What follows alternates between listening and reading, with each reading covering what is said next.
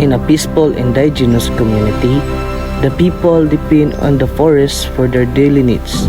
They follow customary laws passed down by their ancestors to protect nature and maintain peace.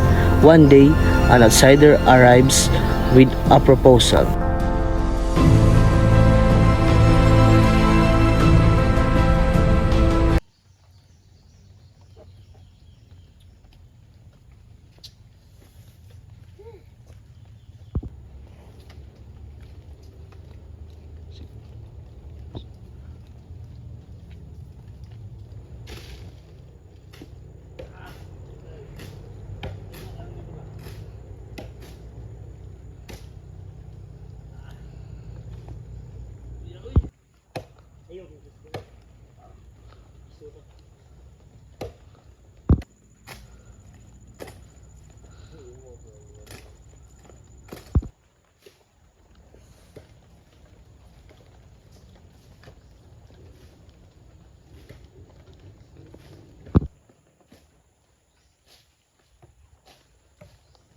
Good morning, everyone.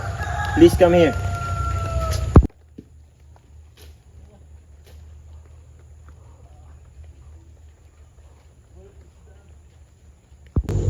I came here to offer you a business project. We will cut some trees and build a commercial area.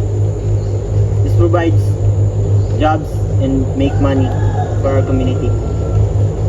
Jobs? That sounds helpful for our families. But what will happen to our forest? Don't worry. Only a part the forest will be used.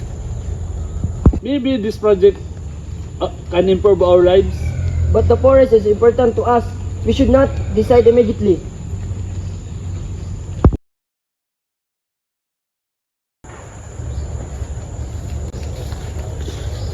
I think we should accept the project. Many families need income. I understand. But if so many trees are cut, we lose may clean water, animals, and farmland. The forest also protect us from floods and landslide. That is true. Our customary law teaches us to protect nature and think about future generation. We should ask Dato Ramon for guidance.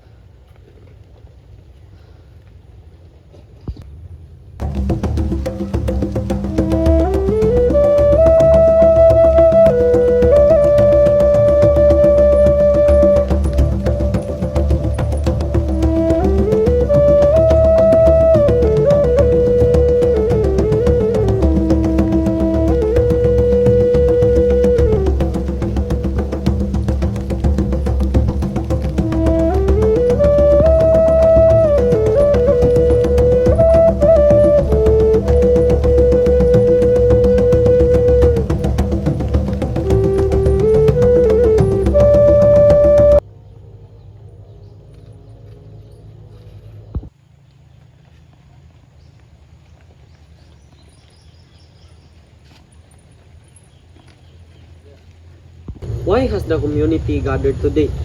Dato, an investor wants to cut tree for a business project. I want to help your community development. Development is important, but our ancestors taught us the forest is sacred. We only take what we need, nature. Dato, some of us want jobs and income. I understand, but if the forest disappears, our children will suffer in the future. Our customary law says the community must decide together before using natural resources. According to our customary law, nature must be respected. Cutting many trees without community approval is forbidden. Resources should only be used responsibly. We agree. So, what is your final decision? We reject large-scale logging. Instead, we will protect the forest and support sustainable projects like tree planting and ecotourism. I understand now. Protecting the forest also protects our future. I respect your decision. Maybe we work together in this project and do not harm the environment. That is better for everyone. Yes. True progress should protect both people and nature.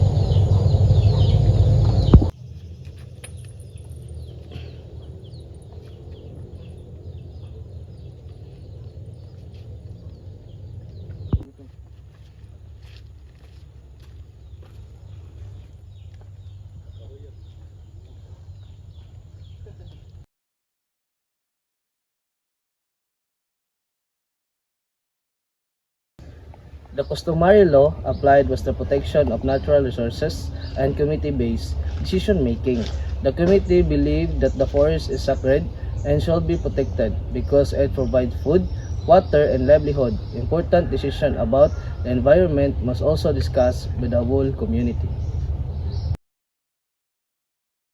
It guided the community to discuss the issue together and choose a solution that products the environment and the future generation.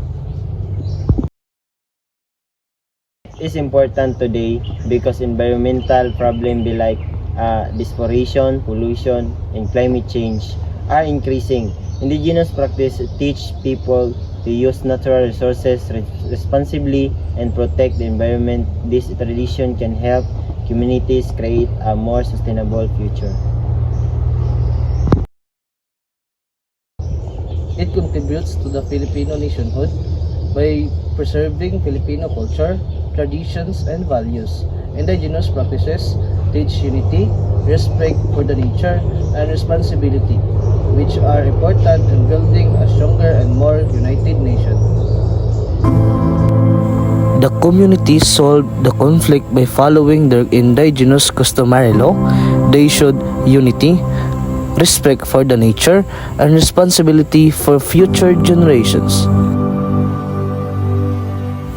The forest remained protected, and the community found a better way to improve their livelihood without destroying the environment.